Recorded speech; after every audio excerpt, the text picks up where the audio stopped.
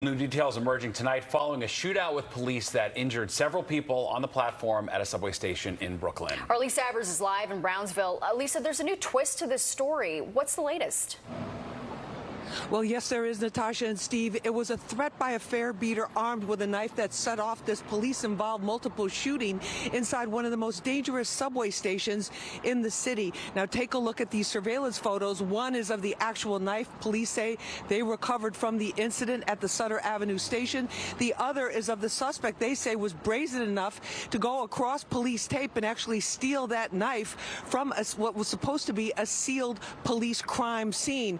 Now, this is happening as the community is having more and more questions about what actually took place here, especially how 4 people, including 1 officer, could all be shot by police gunfire. They're saying, how could this happen over someone simply jumping the fare? But so far, officials are defending their actions. Take a look. Let's not forget why this started. It started because somebody wanted to come to the transit system with a weapon. It was a wild scene at the Sutter Avenue L train elevated station in East New York, Brooklyn on Sunday afternoon. 2 NYPD officers from the 73rd Precinct were on special subway safety patrol when they saw a 37-year-old man jump the turnstile. They chased him up 3 flights of stairs. The officers are asking him to stop. The male is refusing to stop.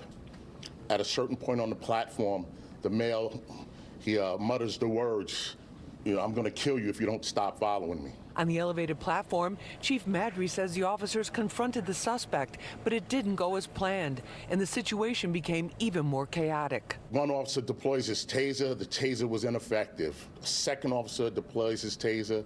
The taser's ineffective. The male jumps back off of the train onto the platform.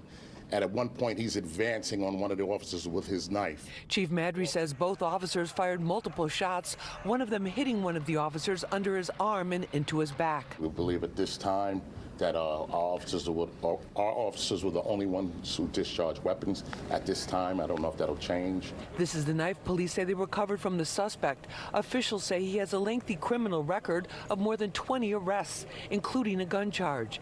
NYPD says that the knife was actually stolen from the crime scene, allegedly by the man you see in this surveillance photo they released. This is the dangerous environment all police officers are up against. A dangerous career criminal out on the streets, a dangerous career criminal who is carrying a weapon. Now, there's a lot of questions also circulating on social media about this entire incident. On the one side, people defending the police, saying they had to do what they were doing in order to protect themselves and that they want them in this community, which has been plagued historically by crime, despite all the hardworking people here who are trying to make a living and raise their families. On the other side are people criticizing the police, saying that jumping the fare, somebody just jumping the turnstile, should not result in a shooting that's this serious. Now, as there always is in these cases of police-involved shootings, there is a force unit investigation going on within the police department. There will also automatically be an investigation by the New York State Attorney General's office into the shooting, and there may be more coming out. Police Chief of Department Jeffrey Madry says what he is saying today is what's preliminary. Things could change as more information becomes available, but so far they're defending the officers' actions and saying that they have to be here to protect the people in this community who depend on the subway service in order to get to and from work and basically live their lives.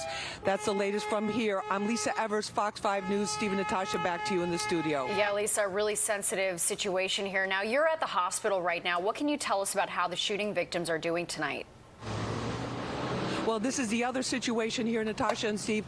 There were 4 people shot, one of them a police officer. The police officer was shot underneath his bulletproof vest, through his armpit, and then the bullet went into his back. So he's in serious but stable condition. There was a 26-year-old woman who was grazed in the face. She's in stable condition. And the suspect, who's 37 years old, he is in stable condition. But the most serious victim is a 49-year-old man who was shot in the head. We're told that he's in extremely critical condition. We're live at Brookdale Hospital. I'm Lisa Evers. Back to you guys in the studio.